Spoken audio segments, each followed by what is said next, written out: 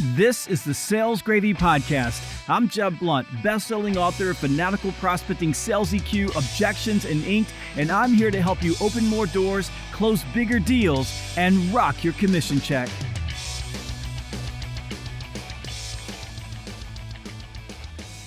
Welcome back to the Sales Gravy Podcast. On this episode, I conclude my conversation with Diane Helbig on how to succeed without selling. And we're going to be talking about mapping your sales process and how important that is, about pivot points in your sales process that bend win probability in your favor, and how to walk away and why you should walk away from prospects who are unqualified and indicate that they're not going to buy. First, though, I want to tell you again about Sales Gravy University. I think it's really important that you go check it out. And I've offered you a free course, any course that you want on the platform, absolutely free if you're a first-time user by using the code FREECOURSE. Now, what you're going to find on Sales Gravy University is hundreds of hours of courses produced by many of the world's top sales trainers. Plus, and this is unlike almost any e-learning platform out on the web today, you'll find dozens of live interactive courses. These are virtual courses taught by a master trainer in an interactive environment with people who are just like you. And it's a great way to learn. And these courses are starting every single week. This week, in fact, we're starting up courses on sales negotiation skills and prospecting sequences. So don't wait. Go to Sales Gravy University and use your coupon. You can access Sales Gravy University by going to learn.salesgravy.com. That's learn.salesgravy.com, or even easier, just go to salesgravy.com and click on the e-learning tab in the top menu. Now, here's the conclusion of my series of conversations with Diane Helbig on how to succeed without selling.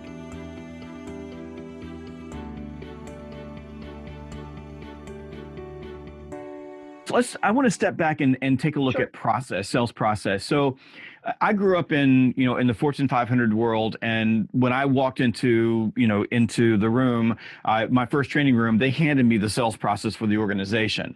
Now I honed it as I went along, and I sort of figured out my own micro steps inside the process. So essentially they gave me phases, like this is the prospecting phase, this is the initial meeting phase, this is the discovery phase, this is presentation, this is closing, this is handoff to the service department. Essentially, inside those big phases, I had micro steps that I had to take based on the role of the person I was dealing with, the size of the account, those type of things.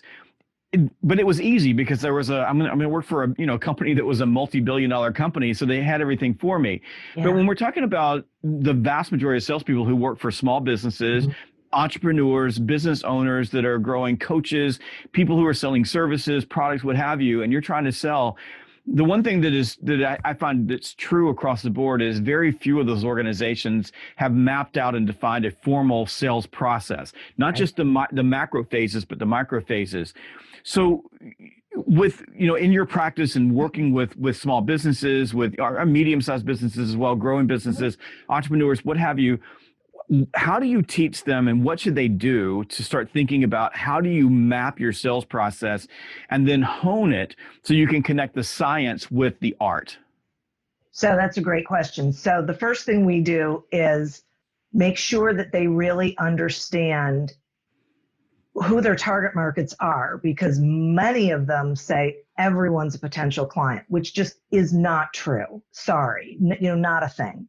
So when they can get to target markets, then they can focus, and the messaging becomes the same. And so, the story that they're telling is the same. It just makes it easier. So what we do is we figure out who the different target markets are, but then we pick one. And what I tend to do is learn a lot about them and figure out a system that they will implement.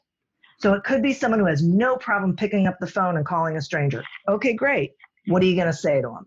So, we go through, and then what are you going to do if you get voicemail? What are you going to do? How are you going to move this forward? It could be someone who says, there's no way I'm getting on the phone. So for me, everyone has to figure out their system. We got to help them figure out what they're actually going to do. So we created, a lot of that is scripting. What are you going to say to people? If you're going to ask for an introduction, how are you going to handle it? That kind of thing. And if you want to do if you want to grow your business through warm introductions, okay, that's a whole segment over here of how are you going to network and build relationships with people? And then how are you going to ask, what are you doing with LinkedIn? The whole shoot and match. So then we go to what are the questions that you need to answer or that you need to get answers to when you're in the discovery phase. Let's write them down. Let's get them handled. How are you going to do proposals? What verbiage are you going to use to get that next step? We go through the whole, because when they can have it in their head that this is what I have to say in their own language, but, I can't leave the meeting without having a next step. And there's a lot of different ways of saying it and doing it. People find the one that's comfortable for them, then they do it. But if you just say to somebody, okay, just make sure you get that next appointment, like business owners are going to go, okay, I don't know how to ask for that. Like, I don't know what to do. So we really, dig down that deep. And then I have this 30-day system that I call 34. Okay, so every 30 days you ask 4 questions. What worked? What didn't work? Did I hit my goal? And what am I going to do for the next 30 days? Because that is measurable. That is concise. People can wrap their head around that. So once we've got that whole thing figured out, then we figure out how to put it on the calendar for them. Because some people can block a whole afternoon, other people can do something, can commit to 30 minutes. So who are you? How do you work? How can we set up your structure? And at the beginning of it, we monitor it daily to figure out what worked and what didn't work. Because, it's a living, breathing thing. We got to figure it out. Once they get into the habit, what they notice is, oh my God, so much is going on. It's not just the stuff I'm doing, it's stuff that's coming to me, right? So we make sure we're structuring that too, so things aren't falling through, holes. Like I still believe in process, that if something gets skipped, something gets missed, what I know is we just got to fill that in. We got to create another step to make sure that we've put a safety net up so it doesn't fall through the cracks the next time. One of the exercises that I run small and medium-sized businesses through when I'm working really as a consultant to help them figure out what the process is. And again, looking at micro steps. I think everybody can understand that there are macro steps. I guess if you're a business owner and you've never been in sales before, you wouldn't know prospecting, discovery, presentation, right. But essentially that makes sense to most people. Yeah. Usually discovery is about 80% of the process, and there are typically multiple steps in discovery based on the complexity of the sale.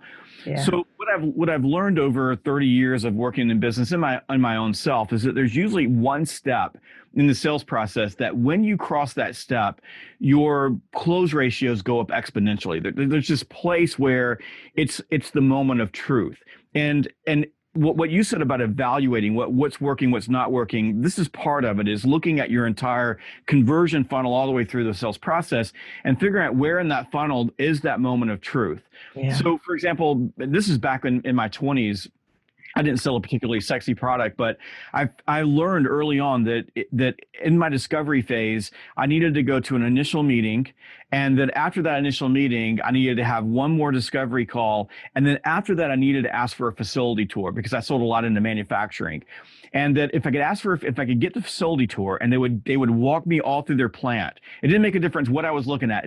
All I needed was the tour. That agreement to do that. My closing ratio was 80%. If they would not agree to this facility tour, my closing ratio was 20%. So there was this jump off point. And just recently, I was working with a company, and we were going through their sales process, and they were looking at the big phases. And I said, no, I want to get into the micro steps. Tell me what happens here. Tell me what happens here. Tell me what happens here. And in the middle of that, there was just this major aha moment as I was asking questions of them, that when they get one of their customers to come to their location to do a demo, their closing ratio was above 90%. So then I asked, how many of your pipeline opportunities, the ones that you've already given a proposal for, that you are waiting to get an answer for, how many of those opportunities have gone have come to you for a demo? And the answer was less than 10%. So you have a 90% probability of closing a deal if they come in for a demo, but less than 10% of the deals that you have given a proposal to have gone in and done a demo. And it was like this, they all of a sudden they were like, wow. So why isn't that happening? Well, it was really simple. They weren't asking for it. And by the way, if they asked for it and the people told them no, the customer told them no, then it would tell them a lot about whether that person was engaged, whether they were really going to buy. So it started changing everything. And so what I think you said, right. First of all, you got to have the target market. You said that a couple of times. So absolutely critical. If you don't know who you're selling to, it's a shotgun effect, and you just dilute your impact on the marketplace. But then you said you've got to pay attention to the numbers, and you got to ask you need to put a process in place, even if it's flawed, and then run through the process, and then go look at what's not working and what's working.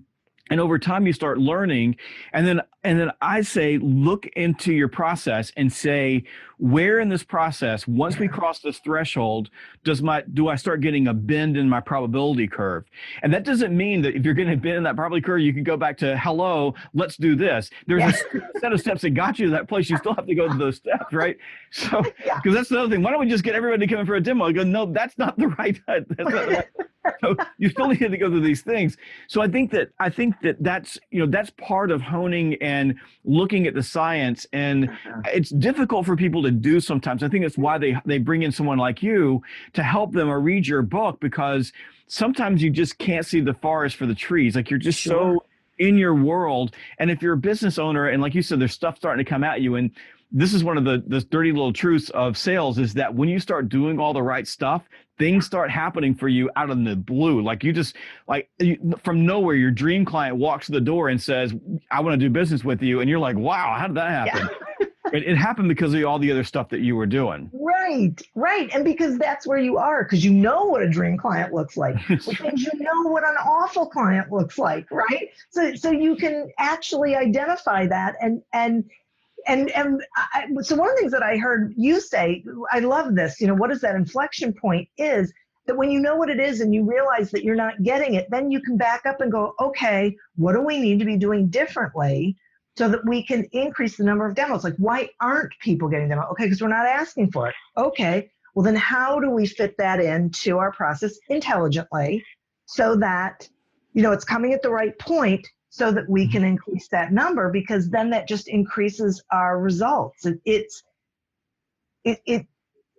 Yes, sales is an art. Yes, it is a science. We need to match the two. And I submit that, I wrote the book for two groups of people. One, those salespeople who aren't getting the results that they want and they can't figure out why. It's because they're doing things that they shouldn't be doing. And two, for those small business owners who are afraid of the sales process, who are overly empathetic, right? Who need to create a process and a system that they can intentionally work, that takes the emotion out of it, so that then they can see the results. Because as you said, like once you see the results, it's not just the results of your actions, it's the things that are coming to you. It's a game changer for people. It is. It absolutely is. And the other piece of I think information you get from that inflection point, and I'd learned this. I learned a lot of lessons back in my early 20s, which is the best time to learn them. Was when you realize that if you have an 80% close rate when you cross that inflection point, if people aren't willing to cross that inflection point with you, it's likely that they're not engaged, or they're disqualified, or they're not going to do business with you. And you learn, don't spend time with them, like disconnect and move on. And part of the problem with being highly empathetic is you just start putting good money after bad. You say, I've invested all this money, all this time in this thing now, so I'm going to go all the way through. But by the time you put together the proposal, do your analytics, then chase them down for 4 months because they're not responding to you. You waste so much time on those deals. And I learned early on to use those inflection points, those engagement. I would ask people to engage. Like I want them, and essentially what I want people to do is match my effort. And if they're not willing to match my effort, then I'm moving on. And I remember one year I was the number one salesperson. I went to Hawaii, and the chairman of the board came on and asked me, to stand in front of this big group of top performers and tell them why I was number one. And I was like a deer in headlights, but I kind of mumbled into the microphone, I don't spend time with people who aren't going to buy from me. And like people, I don't, nobody really understood that. People were like, that was stupid, but it was the truth. No, it's not. Yeah. If I hit the inflection point and they weren't willing to move forward, I would very politely disconnect and then go spend my time and effort on the businesses that were willing to work with me and willing to match my effort. And that made the time that I had much more valuable. And I can tell you as a small business owner that I do the same thing. Yesterday, I was coaching one of my salespeople who had 4 people on my team on a call with a company that is never going to buy from us. And I told them, a couple of months ago, disconnect and move away. Yeah. But in their mind, like they believed, like he said, I just want to win everything. And so, well, that's cool, but you just used, how much resources did you use? How much time and effort and emotions you pour into something that you are never going to close. Now, you might prove me wrong, but think about all of the businesses that you have an opportunity with, that if you put that time in those, you would win. So that's the other thing is letting go. And I'm curious on your, how do you coach the people that you work with to let go of unqualified opportunities and move on to something else? Yeah. So by going through the discovery process, what I tell them is, if someone isn't forthcoming with the information that you need, you can continue to have that conversation and say, okay, help me understand why this is information that you don't feel comfortable sharing with me. You get to ask that question. You're asking it politely. You need to know. And if they are stonewalling, they are telegraphing to you that they don't want to do business with you. Period. End of discussion. It's a hard truth. It's hard to hear. It has nothing to do with you. It has to do with them, wherever they are in the world. You didn't necessarily do anything wrong, right? It's just not a fit. So you have to own it. Part of what I think is so important about doing that discovery and having that list of questions is that it, once again, takes a lot of the emotion out, because you can say to yourself, okay, I didn't get all my information. If you can't get the answers to all of your questions, you can't propose. So you have to disengage, right? Because you're never going to be able to give them a proposal. I mean, you could, but it's not going to be worth anything. So in my estimation, what I say to my clients is, okay, if you're not going to be able to propose, you're done. It's over. They might come back later. There might be, unless somebody dies or the company closes, there's always an opportunity, just not right now. So you can say, I'm sorry, I don't believe we're the best resource for you right now.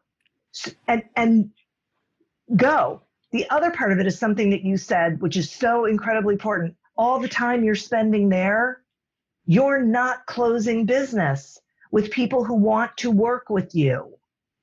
So for me, it's an indicator. If they share information with you, they want to see if they can work with you. If they won't share information with you, they don't, right? There's something else operating there. Whatever it is, it doesn't matter. And like I said, you can ask them the question. You can try and, it could just be that initial, oh, no, I'm not going to tell you anything. So you can ask them and you can say,